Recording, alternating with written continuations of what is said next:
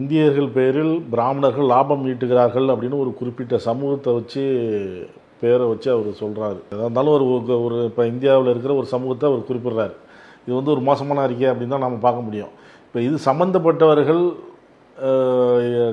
சரியான பதிலடி கொடுக்கல அப்படி இருக்கும்போது நீங்கள் வந்து இதில் கொந்தளிக்கிறது இல்லையா? நான் ஒன்றுமே கொந்தளிக்கலையே. நமக்கெல்லாம் வந்து தெரிஞ்ச உண்மையை இன்றைக்கி அமெரிக்காவும் பேச ஆரம்பிச்சிச்சுன்னு சொன்னேன்.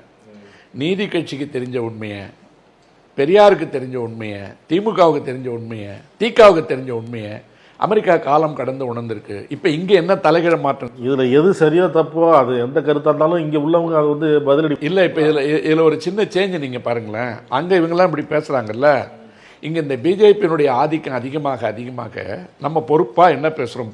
பொதுவாக சிறுபான்மையிற்கு எதிராக பிஜேபி அவங்கள வந்து கொஞ்சம் கொஞ்சமாக காலி பண்ணிக்கிட்டு வருது. இஸ்லாமியர்களுக்கு எதிராக, கிறிஸ்தவர்களுக்கு எதிராக இவங்க வந்து சிஸ்டமேட்டிக்காக அவங்கள அழிக்கிறாங்கன்னு தான் நம்ம பேசிக்கிட்டு இருக்கோம். ஆனால் சில இயக்கங்கள், சில இன மக்கள் அவங்க கூட்டு சேர்ந்த காரணத்தால் தனிப்பட்ட முறையில் நான் பாருங்கள், ஒரு சில கட்சி வந்து பிஜேபியோட கூட்டணி இருக்குல்ல, அந்த கட்சியில் இருக்க கிறிஸ்தவர்கள் வந்து பிஜேபிக்கு கொடி தூக்கிட்டு அலையிறான். இஸ்லாமியர்கள் சில பேர் பிஜேபிக்கு கொடி தூக்கிட்டு அலையிறான்.